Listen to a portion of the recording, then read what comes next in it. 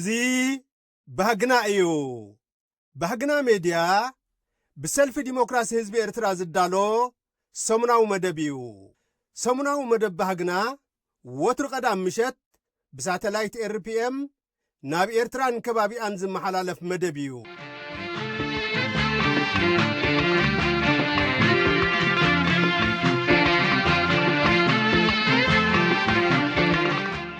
ዝኸበርክንን ዝኸበርኩምን ተኸታተልቲ ባህግና ሜድያ ሰናይ ትምኒትና ብምቕዳም ኣብ ናይ ሎሚ ፈነወና ዜናዊ ጸብጻብ ካብ ንጥፈታት ሰልፊ ክህልወና እዩ ሓቢርካ ናይ ምዕዋት ባህልና ንኸዓቢ ዘርእስቱ ርእሲ ዓንቀጽ እውን ኣለና ሓተታና ከምቲ ዝደለኻዮ ዘይኮነ ከምቲ ዝኾነ እውን ምቕባል ብዝብል ኣርእስቲ ክቐርብ እዩ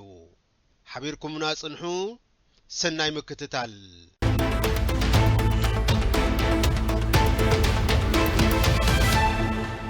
ዜናዊ ጸብጻብ ሰሚናር ሓባራዊ ዘተ ንናይ ሰላም መገዲ ብበጽሐፈ ዜና ሰልፊ ዲሞክራሲ ህዝቢ ኤርትራ ብዕለት 24 ሓምለ 2026 ኣብ ፍራንክፎርት ቦከንሃይም ቫርተ ዶንዶርፍ ድሩከራይ ኣብ ዝበሃል ዝነበረ ዝርከብ ኣዳራሽ ናይ ጀርመናውያን ኤርትራውያንን ኢትዮጵያውያንን መኽሰብ ኣልቦ ማሕበራት ዘዳለወኦን ዝተዓደማሉን ቀርና ኣፍሪቃ ብኸመይ ናብ ሰላም ይምለስ ኣብ ዝብል ኣርእስቲ ዝተዳለወ ክፉት ናይ ጠረጴዛ ልዝብ ተኻይዱ እቲ ናይ ሓሳብ ምልውዋጥ ብዲትሪሽ ፈርበርግ ዝተባህለ ጀርመናዊ ዝተማእኸለ ኮይኑ ንኤርትራዊ ዲሞክራስያዊ ማሕበር ኣብ ጀርመን ወኪሉ ዝቐረበን ቀንዲ ናይቲ ምስዮት መግለፂ መቕረብን ድማ ዶክተር ኣኽሊሉ ግርማይ ነይሩ ሓባራዊ ዘተ ሰላም ብመኽፈቲ ቃል ኣቶ ስቴፋን ተጸዋዒ ዝተባህለ ማሕበር እዩ ሙሉእ ምድላዋት ናይቲ ምስዮትን ዕላማ ዘተን ኣቕረብትን ብምልላይ ተጀሚሩ ኣብቲ ምስዮት ብርክት ዝበሉ ደለይቲ ሰላምን ምርግጋእን ጀርመናውያን ጋዜጠኛታትን ውልቀ ሰባትን ብፍላይ ናይቲ ከባቢ ኣፍልጦ ዘለዎም ዝተሳተፍዎ ነይሩ ዶክተር ኣኽሊሉ ግርማይ ዘቕረቦ መጽናዕታዊ ጽሑፍ ንሓባራዊ ውርሻታት ህዝብታት ኤርትራን ኢትዮጵያን ኣብ ታሪኽ ብዝተመርኮሰ ንቅድመ መግዛእቲ ዝነበረ መበቆላዊ ቋንቋዊ እምነታውን ስነ ጽሑፋውን ዝምልከቱ ጉዳያት ብምጥቃስ ዝርዝር መግለጺ ቕሪቡ ክሳብ ሕጂ ዝቕጽሉሉን ክንፈላለየሎም ዘይንኽእልን ጉዳያት ምህላዎም ድማ ኣብርዩ ምዝ ብምብትሓዝ ኣብ ህዝብታት መላእ ቀርኒ ኣፍሪቃ ዝነበረን ዘሎን ርክብን ማሕበራዊ ኾነ ቁጠባዊ ምትእስሳርን እውን ገሊጹ ህዝብታት ዝተጠቕሰ ከምኡውን ዘይተጠቕሰ ናይ ሓባሮም ዝኾነ መራኸቢ ገመዳት ስለ ዘለዎም ብሰላምን ፍቕርን ከምብሮም ከም ዝኽእል ኣሚቱ እዚ ከምዚ ኢሉ እንከሎ ግን ምስ ምምጻእ መግዛእትን መንግስታትን ናይቲ ዞና ብዝፈጠርዎ ናይ ምስፍሕፋሕን ምክፍፋልን ዕላማታት ንህዝብታት ናይቲ ከባቢ ኣብ ምብትታንን ኣብ ውግእን ህውከትን ከም ዝነብር ገይርዎ ምህላው ህልው ኩነታት መስካሪ ምዃኑ መልኪቱ ኣብዚ ቀዳማይ ኮነ ካልኣይ ውጋእ ዓለም ወራር ጣልያን ኣብ ቀርኒ ኣፍሪቃ ውጋእ ዓድዋ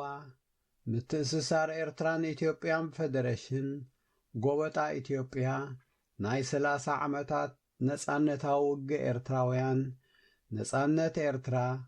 ውግእ 1998 ክሳብ 2000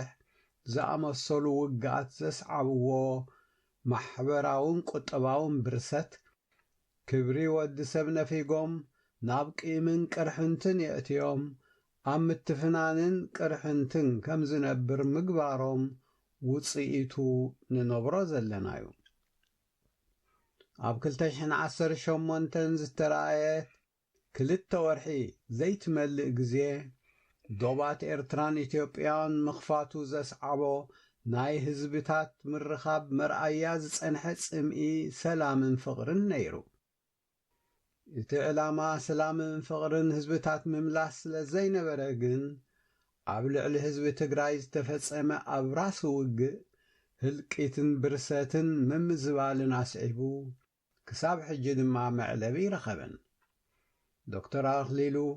ኢትዮጵያ ሰፋሕን ክሳብ 120 ሚልዮን ዝበጽሕ ህዝቢ ዘለዋን ብምዃና ውሽጣዊ ሰላማን ርግኣታን ንናይ ከባቢ ሃገራት ህዝቢ ወሳኒ እዩ። ኣብ ምፍታሕ ናይቲ ዝርአ ዘሎ ውሽጣዊ ግርጭታት ድማ ግደ ሕብረት ኤውሮጳ ኾነ ኣሜሪካ ኣገዳሲ ምዃኑ ጠቒሱ። ኣብ ዞና ቀርኒ ኣፍሪቃ ዘሎ ፖለቲካዊ ሽግር ግን ናይቲ ከባቢ ጸገም ጥራሕ ዘይኮነስ ናይ መላእ ዓለም ብምዃኑ ሎሚ ብኤርትራውያን ኢትዮጵያውያንን ሱዳናውያንን ስደተኛታት ዘይትዛረብ ሃገር የላን። በዚ መሰረት ናይ ሰላምን ርግኣትን ፍታሕ ብቐንዱ ኣብ ኢድ ህዝቢ ናይቲ ከባቢ እኳ እንተኾነ ሕብረት ኤውሮጳ ኾነ ኣሜሪካ ግዲኦም ከበርክቱ ከም ዝግባእን ጠንቂ ስደት ብሓፈሻው እቲ ኣብ ሃገሩ ዘሎ ስርዓታት ዝፈጠሮ ጭቆና እኳ እንተኾነ ብፍላይ ስደት ኤርትራውያን መንእስያት ድማ እትን 35 ዓመታት ዝገዝእ ዘሎ ዲክታቶርያዊ ስርዓት ከም ዝኾነ ኩሉ መዳያዊ መረዳእታታት ብዝያዳ ኣብ ኣህጉራዊ ትካላት ዝወፀ ጸብጻባት ብምቕራብ መግለጺኡ ደምዲሙ። ተሳተፍቲ ናይቲ ምስዮት ንመግለጺ ዶክተር ኣኽሊሉ መበገሲ ገይሮም በዓላይነት ቀሺ ዲትሪሽ ሰፊሕን ግዜ ዝወሰደን ናይ እንካን ሃባን ምይይጥ ኣካይዶም። ጀርመናውያን ብፍላይ ኣብ ውግእ ኤርትራን ኢትዮጵያን ዝተረኣየ ናይ ህዝቢ ካብ ሃገር ናብ ሃገር ብምብራር ዝፈጠሮ ናይ ስድራታት ምፍልላይን ምብትታንን ዘሕደሮ ስነ ኣእምራዊ በሰላታት ብምስትንታን ይገልጽዎ። ኢትዮጵያውያን ተሳተፍቲ ናይቲ ምስዮት እውን ኣብ ምምሕዳር ኣብዪ ኣሕመድ ዝነበሮም ትጽቢታትን ዝተፈጥረ ተጻራሪ ኣካይዳን ኣብ ዓለም ዝፈጠሮ ምድንጋርን ብስም ናይ ሰላም ሽልማት ኖቤል ኣብ ሃገሩ ዝፈጸሞም ዝፍጽሞ ዘሎን ውግእን ጭፍጫፋን ኣመልኪቶም ብዘሕዝን ኣገባብ መብርሂ ሂቦም። ኢትዮጵያ ምስቲ ዘለዋ ተፈጥሮኣዊ ሃብትን ተመጽዋቲት ናይ ደገ ሓገዛትን ብልመና ክትፍለጥን ከም ዘሕዘኖም ብምጥቃስ ረድኤት ዘይኮነ ሰላምን ምርግጋእን ኣብ ምፍጣር ማሕበረሰብ ዓለም ክትሓባበር ጸዊዖም። ብዘይካዚ ሓንቲ ኢትዮጵያዊት ኣደ ኣብ ኢትዮጵያ ዘሎ ናይ ሰላምን ቅሳነትን ጸገም ከም ሃገርን ህዝብን ዝሓስብ ምምሕዳር ዘይምህላውን መንግስቲ ዝምራሓሉ ዘሎ ቀዋማውን ዝተፈጥሩ እምበር ህዝቢ ኢትዮጵያ ሕድሕዱ ዝዛመድን ብሰላም ዝነብር ዝነበረን እዩ ክብላ ብምረት ገሊፀን። ብፍላይ ኣብ ዝቐረባ መዓልታት ኣብ ገዳም ዝተፈጸመ ናይ ድሮን መጥቃዕቲ መንግስቲ ካብ ህዝቢ ክሳብ ክንደይ ሸፊቱ ምህላው ጠቒሰን። ብዘይካዚ ኣብ ኢትዮጵያ ንዘመናት ዝጸንሐ መንግስታት ኣብ ሓይልን ዓመፅን ዝተሰረተ ስርዓታት ምንባሩን ዝፈጠሮ ንሓድነት ዘምስል ኣካይዳን ሕጂ እውን ነዚ ተኸቲሉ ዝጓዓዝ ዘሎ ስርዓት ኣብዪ ኣሕመድ ዓሊ ናይ ጽንተትን ምክፍፋልን ሓይሊ ከም ዝኾነ ኣብ ዝበሎን ዝተሰማማዓሉን ቃል ዘይጸንዕ ንውግእ ከም ቀንዲ መፍትሒ ውሽጣዊ ሽግራት ወሲዱ ህዝብን ሃገርን ዝበታትን ዘሎ ምዃኑ እውን ኣቕሪቦም። ኣብ መጨረስታ ናይቲ ዘተ መጠቓለሊ ናይቲ ምስዮት ብኣርባዕተ ነቲ መደብ ኣብ ምህብታም ግደ ዝነበሮም ተሳተፍትን መራሕ መደብን ኣብ ዝቐረበሉ ነናይ ሃገራቶም ጸጋታትን ሰብኣዊ ጉልበትን ኣብ ሃገረ ጀርመን ኣነባብሮኦምን ዝምልከት መልእኽትታት ከተሓላልፉ ከለዉ ምስክርነት ናይቲ ጀርመናዊ ብኢትዮጵያ ብጽሖት ዘካየደ ኣገዳሲ ነይሩ። ኣብ ህዝቢ ኤርትራን ኢትዮጵያን ዘሎ ተመሳሳልነት ብምጥቃስ እውን ብፍሉይነት ክርአን ከሎ ኤርትራ ባሕሪ ክህልዋን ከሎ ኢትዮጵያ ግን ባሕሪ የብላን ብዝብል ተዛዚሙ። قصيلو بمعدي فقري باتفلت سامسون كيدانة تمسجنن نور الدين زلوا ناي موسيقى باند نتمسيوت زدمق نسلامن حونتن زعد موسيقى وزيماتات بزتفلاليو قانقاتات قريبو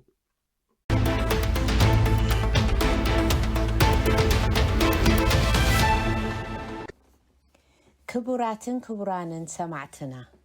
حبيركا ناي معوات بحلنا نخعبي بزبلار استنلومي زتدالو رأس عنقت انهو زغرب لكم عسقدت محرة عاب إيه عبدن بتقاومو بزحات سلفتاتن ودباتن مهلاون ذا شاقلوم إرتراويان وغانات بزحات إيوم إتي بزحي ودابتات تنك إناي زي معواتن غيروم زردو سلمنتاي سلفتاتن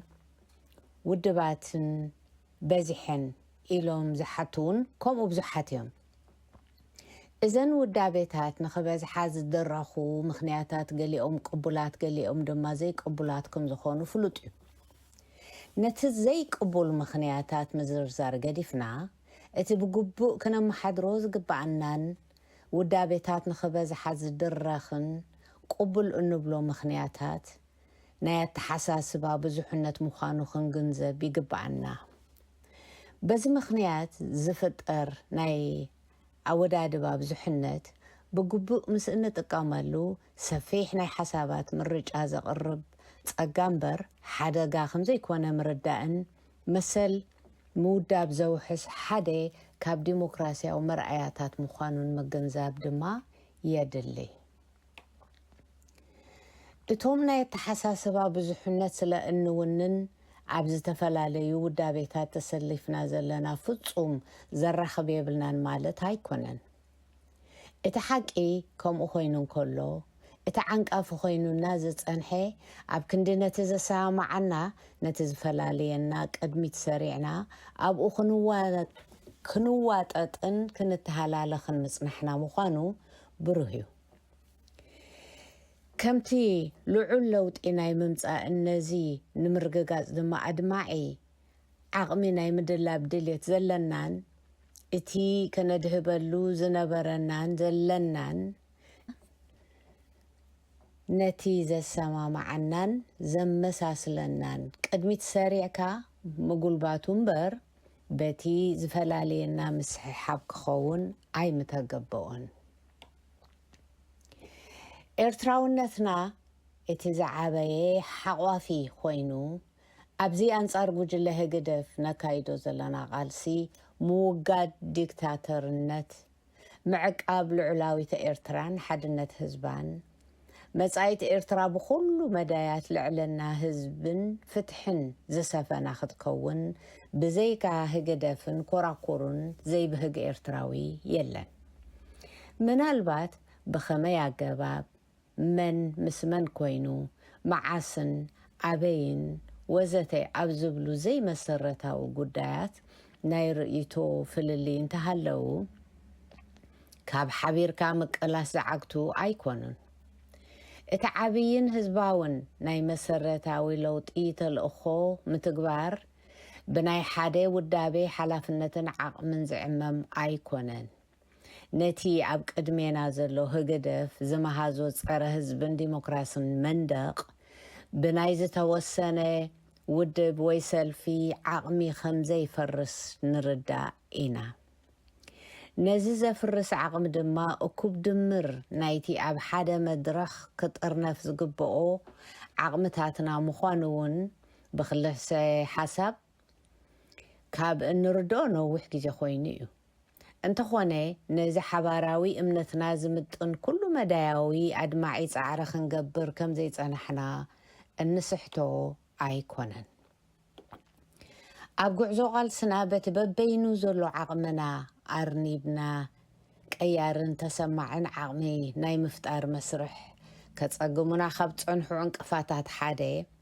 اب كندي بهلي اب مأكلاي حسابات ترخيبكا حبيركا تعواتاي مخان اب جافات تمعدادي خاسنا موغوت سعرن تسعرن كنسقوم مصنحنا عابي قمت زوهابو ايو إزي زي عوتن جيزي زحالفونا قبابا محدادرانا يتحساسبا في الليات كاب جيزي قال سنان نتعنت جميرو زنبرتن قالو تاوي سنبراتو زي حساسن إيو إزي أكايدا نترجمن كبدتن حقن رتعاونتن أتحساسبا زقواسي نلعلنا ترجم حيلن عمد انزبرخ حدقنيا تردقو إيو أب حزب إرترا بزعبا تقاومتي ودبات كل عالن كله أقدمهم كابزل عالو حتوتات حادي وتهدراوي حيل خي علوهم دو زبل منبارون مخانون ملأختو أزيو أسكافي إيو إتي انتهايو أتحساس بقوم كاب هقدف زفاليوم انتهايو كمتي هقدف نهزب إرترا زتقال مخيط المنع خنتهاي وحسنت علنا نزبلو مسرتاو حتوتات تقداسنت زي ما هابدما كالق قص نايته هقدف زسرطو عمت انيا الردادا إيو ناي هقدف أقباب أتححزا حسابات كابناتو زتفالي رئيتو نزلوهم أكالات هزبي أبلعليهم عبت مسرتاوي ممزانيتات نخيتو كرز قبرو ناتو تقلوان تتعنون ألوو تمكورو جل 15 هقدف زتخطلو من قدن دما أبزي كم أبنت ستقاس إيو أبركباتنا يستفلالي تحساس بازلوهم أكالات كتهبن بار كتقبل قرب زي مخان حد مرعيانا يتخط أقمنا زت عن حبهلي سعراين تسعراين أفتات حفل الليات إيو نايزي منك ألي خاء نتحقراون هزباون نايلو تعمام بيني كتقبرو أخئلي زبل تصبتن تعبيتن إيو كم تتمليسكات تردقوس حديكايو أيتوتو زبحال نسخا بزي بقو زي كونالكا نسوون بزي بعخا زي كونالو أكال عب كندي تقربون تحقفون كاب نايك ألسم مدرخ كتنتصلو ناي مدلاي سميعيت نايك أروا جيزي تذكرونا إيو عب كمزيزا عم مسألة أواقنا يتحساسبا في الليات متحال دما بعقمي نزي محيال تقراي زي كوني عب كندي تقلقتي اتنكي تقلقتي زعبدم إيو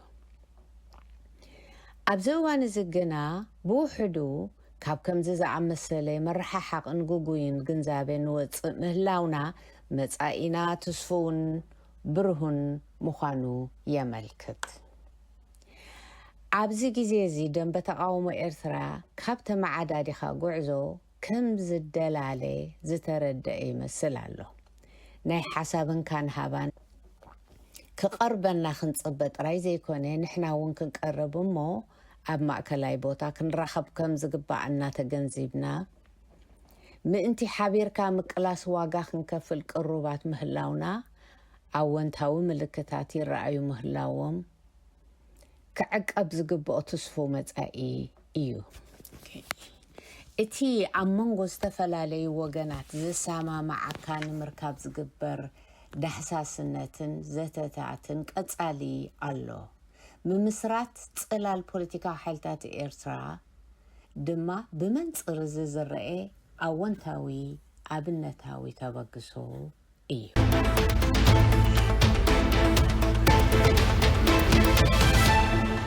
كم تتدليو زي كوني كم تزخونون مقبال ببيت صحفة زينا سلف ديمقراسيز بإرترا أبزوان زي أفقد هاجرات بزت فلاليو درجاتات فحيلهم كابزركبو هزبتات حدا إرتراوي بزما سرتي خا إرتراوي زينة أبا هاجر يلان كبهال مسمع لمد كوينو زلو إرتراوي كمزي زخونلو هاجرون مقداف بيهجو زي كونه تجديديو أبزهالو يهالو كابزلو ناي حبار تسويت ناب هاجر كان ناي مملاس هنقوتا مخانو ردويو كل تيم انت لو تنحرنتن زكايدو زلغال سخاء نزب بهجو نمجهاديو تزبي إرترا كابتي أبغز هاجرو زلليلو ኣብ ሓድሕዱ ምትሕልላይ ጥራይ ዘይኮነ ምስ ጋሻ ኣሳኒኻ ምንባርን እውን እዩ። ልግሱን ምቕልልነቱን ከዓ ኣብ ዙርያ ናትካ ዘይመሃብን ዘይናትካ ዘይምድላይን ዝተቓነየ እዩ። ኣብቲ ተገዲዱ ዝተሰደሉ ሃገራትን ከባብታትን ከ ነዚ መለለይኡ ዝጸንሐ ሰናይ ግብሩን ኣወንታዊ ውርሽኡን ዓቂብዎ ደሎ ኣይፋሉን ዝብል ኣዛረብቲ ኮይኖም ካብ ዘለዉ ዛዕባታት እዩ። ኣብ ባይታ ክርአ እንከሎ ከዓ ኣይኮነን ዶ ምስጓና ኣብ ሕድሕዱ እውን ነዚ ብዘየንጸባርቕ ዝሕመየሎም ተርእዮታት ከም ዘለዉ ሓቢእካ ዝሕባእ ኣይኮነን። ብርግጽ ኣሳኒኻ ምንባር ብሓደ ወገን ጥራይ ዝረጋገጽ ዘይኮነ ናይቶም ክሳነዩ ዘለዎም ኣካላት ሓባራዊ ብጽሒት እዩ። እንተኾነ ብፍላይ ኣብ ዓዲ ጓና ኣብ እትነብረሉ ናይቲ ተሰዲድካሉ ዘለኻ ሃገር ህዝቢ ብዘለዎ ዜግነታዊ ብልጫ ጸብለል ክብለካ ከም ዝደልን ከም ዝኽእልን ምርዳእ የድሊ። እዚ ኸከም ናይቲ ዘለኻሉ ሃገር ህዝቢ ሰብኣውነት ለዋህነትን ባህልን ከም ዝፈላለ ዝዝንጋዕ ኣይኮነን። ከከም ኩነታቱ ኣብ መሰረታዊ ሰብኣዊ ጉዳያት ከይተዋገኻ ኣብቲ ክትበጽሖ እትደልዮ ንምብጻሕ ትሕትና ከም ዘድሊ ዝስገር ኣይኮነን። ኩሉ ገዲፍካ እቲ ካብ ዓድኻ ምውፃእ ጥራይ ዘኽፍለካ ዋጋ ከም ዘሎ ኣቐዲምካ ምርዳእ ሕመቕ ዘይኮነ ልቦና እዩ። ናይቲ ከም ስደተኛ ትነብረሉ ሃገር መንግስቲ ሕግን ስርዓትን ስርሐይ ኢልካ ምፍላጡን ምኽባሩን መሰረታዊ እዩ። ብመንጽር ናይታ ሃገር ኣካይዳ እንታይ ክትገብር ይፍቀደልካ እንታይ ከ ኣይፍቀደልካን ምግንዛብ መባእታዊ ተግባርካ ክኸውን ይግብኦ። ብውሕዱ ነቲ እቶም ደቂ ዓዲ ዝግዝኡሉ ሕግታት ምኽባርን ምእዛዝን መሰረታዊ ናይ ቀጻልነትካ ሓላፍነት ምዃኑ ምግንዛብ እውን ዘይስገር እዩ። ካብዚ ሓሊፉ እቶም ደቂ ሃገር ዘኽብርዎ ሕግን ኣሰራርሓን እናጠሓስካ ነቶም ደቂ ሃገር ዘይግበረሎም ሕድገት ክግበረልካ ምጽባይ ቅኑዕ ኣይኮነን። እዚ ንዕለታዊ ህይወትካ ጥራይ ዘይኮነ ነቲ ምእንቲ ሓርነት ህዝቢ ኤርትራ ዝግበር ቃልሲ ከይተረፈ ዝጸልዎ ስለ ዝኾነ ኣዝዩ ዕዙዝ ተገዳስነት ይሓትት። መንግስታዊ ሕግታት ምፍላጥ ጥራይ ዘይኮነ ምስ ናይቲ ዕለታዊ ርክብ ዘለካ ህዝቢ ባህልን ልምድን ምልላይ እውን ጠቓሚ እዩ። ባህላዊ ዝምድና ደቂ ተባዕትዮን ደቂ ኣንስትዮን ምግንዛብን ከይትጥሕሶ ምጥንቃቕን ኣብ መንጎ መንእሰያትን ብዕድመ ዝደፍኡን ዝህሉ ምክብባርን ተዋሃሂድካ ንምንባርን ካብቶም ኣድለይቲ እዮም። ኣብ ማእከሉ እትነብር ህዝቢ ቋንቁ ክትዛረበሉ ምብቃዕ ንሓቢርካ ምንባር ክሳብ ክንደይ ከም ዝሕግዝ ምርዳእ ከዓ ኣገዳሲ እዩ። ኣብ ዝተፈላለዩ ግዜያትን ከባብን ነቲ ከምቲ ትደልዮ ጥራይ ዘይኮነ ከምቲ ዝኾነ እውን ምቕባል ዝብል ተረድኦ ብግቡእ ብሰንኪ ዘይምርዳእ ሓሓሊፎም ብኤርትራውያን ዝፍጠሩ ጸገማት ከም ዘለዉ ዝተሰወረ ኣይኮነን። ብሰንኪ ከምዚ ዝኣመሰለ ዘይዕቱብ ኣካይዳ ኣብ ልዕሊ ብዙሓት ኣደዳ ካብ ስራሕ ምዝባልን ኣብ ቁጠባዊ ቅልውላው ምውዳቕን ግዳይ ማእሰርትን ምስኣን መንበሪ ፍቓድን ምዃንን ይርአ ኣሎ። ናይ ብዙሓት ኣብ ኣእምራዊ ጭንቀት ምእታውን እውን ከጋጥም ዝጸንሐን ዘሎን ጸገም እዩ። ሕጋዊ ጥሕሰታትን ባህላዊ ግህሰታትን ብምፍጻም ዝእሰሩ ኤርትራውያን ውሑዳት ኣይኮኑን። ህይወት ሰብ ኣጥፊእካ ህይወትካ ክሳብ ምሕላፍ እውን የጋጥሙ እዮም። ብሰንኪ ከምዚ ዝኣመሰለ ተግባር ዝብተን ሓዳርን ዝዝኽትሙ ህፃናትን ከዓ ብዙሓት እዮም። ካብዚ ተሓሳስባ ናይ ስደት ሳዕብየን ንምድሓን ኤርትራውያን ናይ ባህልን ስነ ልቦናን ክኢላታት ተወዲቦም መፍትሕታት ኣብ ምርካብን ፍልጠቶም ኣብ ምክፋልን ክጽዕቱ ተደጋጋሚ መጸዋዕታ ዝቐርብ ዘሎ ከዓ ካብዚ ብምንቃል እዩ። ኣርሕቕካ ከይከድካ ኣብዚ እዋን እዚ ብዙሓት ኤርትራውያን ኣብ ጎረባብቲ ሃገራት ኣብ ኣዝዩ ዘይቅሱን ኩነታት ኣለዉ። ኣብታ ንዝሓለፈ 3 ዓመታት ብውግእ ተሓሚሳ ክሳብ 9 ሚልዮን ካብ ህዝባ ኣብ ውሽጢ ሃገሩ ተመዛቢሉ ኣስታት 4.5 ሚልዮን ድማ ናብ ጎረባብቲ ሃገራት ተሰዲድዋ ትጭነቕ ዘላ ሱዳን ብዓሰርተታት ኣሽሓት ኤርትራውያን ስደተኛታት ይነብሩ ምህላዎም ኤርትራሲ ክሳብ ክንደይ ድያ ንዜጋታታ ኣዝያ ኩርኳሕ ኮይናቶም ዘላ ዘብልን ከቢድ ሓላፍነት ዘሰክም ዘሕዝን ተረኽቦ እዩ። እቲ ዝያዳ ዘተሓሳስብ ድማ እቶም ኣብ ከተማታት ሱዳን ኣዕለቕሊቖም ዘለዉ ኤርትራውያን ምስቶም ዘዕቆብዎም ለጋሳት ሱዳናውያን ናይቲ ካብ ሃገሮም ዘውፅኦም ጉጅለ ትምክሕቲ ኣሳሰይቲ ብምዃን ዘየሳንዩ ኤርትራውያን ምህላዎም እዩ። ዘይምስናይ ጥራይ ዘይኮነ ንዜጋታት ናይተን ዝተዓቆብለን ከተማታት ናይ ዋንነት ሕቶ ብምልዓል ብላዕሊ ክኾኑሎም ዝፍትኑ ምህላዎም የደንጹ። ብሰንኪ ከምዚ ዝኣመሰለ ዘይሕጉስ ባህሪ ናይቶም ብዕብዳን ህግደፍ ዝተቓነዩ ውሑዳት ኣብ ዘየድሊ ምውጣጥን ባእስን ከይእቶ ዝሰግኡ ግዱሳት ብዙሓት እዮም። እቶም ኤርትራውያን ናብ ምንጽርጻር ዘእቱ ጸገም የብሎምን ማለት ዘይኮነ ንኹሉ ክኢሎም ክዕገስዎ መተካእታ የብሉን ንምባል ዝኣክል እዩ። እቲ ምስ ኣካይዳ ኤርትራውያን ብዝተተሓሓዘ ብህዝቢ ኢትዮጵያ ዝስማዕ ዝነበረን ዘሎን መረረ ሙሉእ ብምሉእ ሸለል ኢልካዮ ዝሕለፍ ዘይኮነ ናብ ውሽጥኻ ምርኣይ ዝሓትት እዩ። ኣነባብራ ኤርትራውያን ኣብ ኡጋንዳ እውን ዘየሻቕል ኣይኮነን። ምዝ ኩሉ ግና ኣብ ኩሉ ኩርናዓት ህርኩታትን ዕጉሳትን ኤርትራውያን የለውን ማለት ኣይኮነን። ከምቲ ክንዲ ጣፍ ዝበልጸካ ከም ጣፍ የድቅቐካ ዝበሃል ቦቶም ደቂ ሃገር ብፍላይ ብኣተሓሕዛ ኣኽበርቲ ሕግን ጸጥታን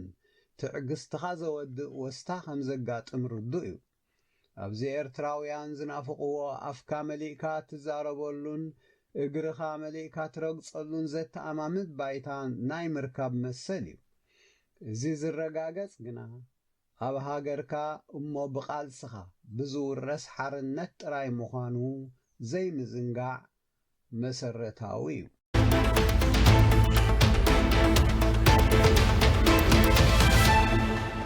ሰማዕትና ንሎም ዝተዳለወ ናይ ትግርኛ መደብና ኣብዚ ይፍጸም። ኣብዚ መጽእ ሰሙን ብኻልእ ትሕዝቶ ክሳዕ ንራኸብ ሰሰናይ ተመኒና ንሰናበተኩም።